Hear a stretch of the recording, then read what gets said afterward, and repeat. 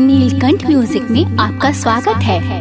नए नए गाने सबसे पहले सुनने के लिए हमारे चैनल को सब्सक्राइब करें और बेल आइकन को दबाएं।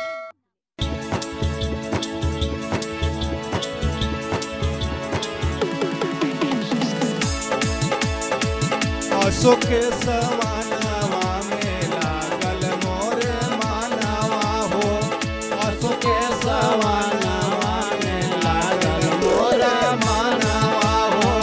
सुन ले कायर जी हमार भोले बाबा, सुन ले कायर जी हमार हो।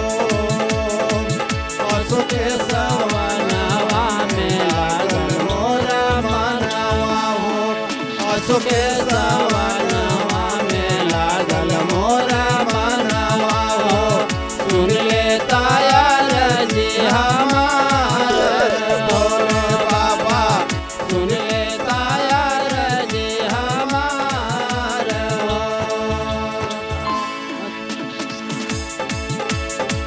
नहीं पाड़े पान फूलना अछत चंदनवा हो। नहीं पाड़े पान फूलना अछत चंदनवा हो। सुन ले तार जी हमार भोले बाबा, सुन ले तार जी हमार हो। आसो के सवानवा में लागल मोरा मानवा हो। आसो के सवानवा में लागल मोरा मानवा हो। सुन ले तायर जी हमार हो बाबा, सुन ले तायर जी हमार हो।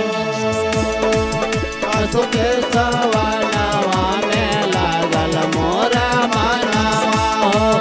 आसो के सवानवा में लागल मोरा मानवा हो।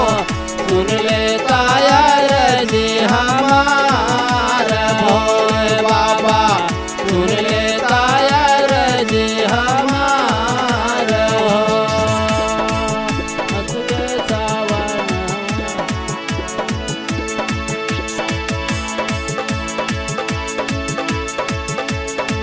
रोवे दुखियारी भोला तोहरे चरणवा में। रोवे दुखियारी भोला तोहरे चरणवा में।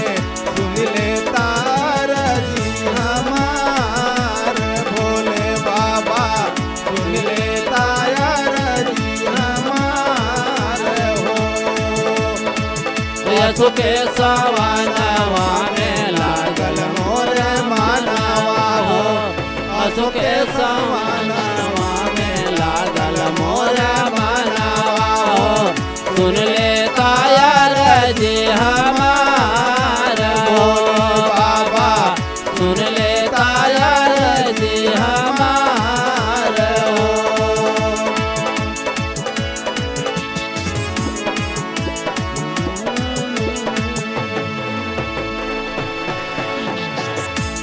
जाए खातिर मन बाड़े बैजनाथ धामावा में।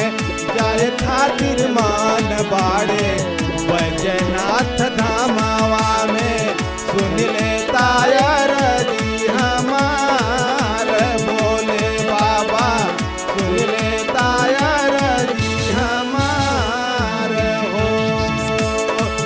आसो के सवानवा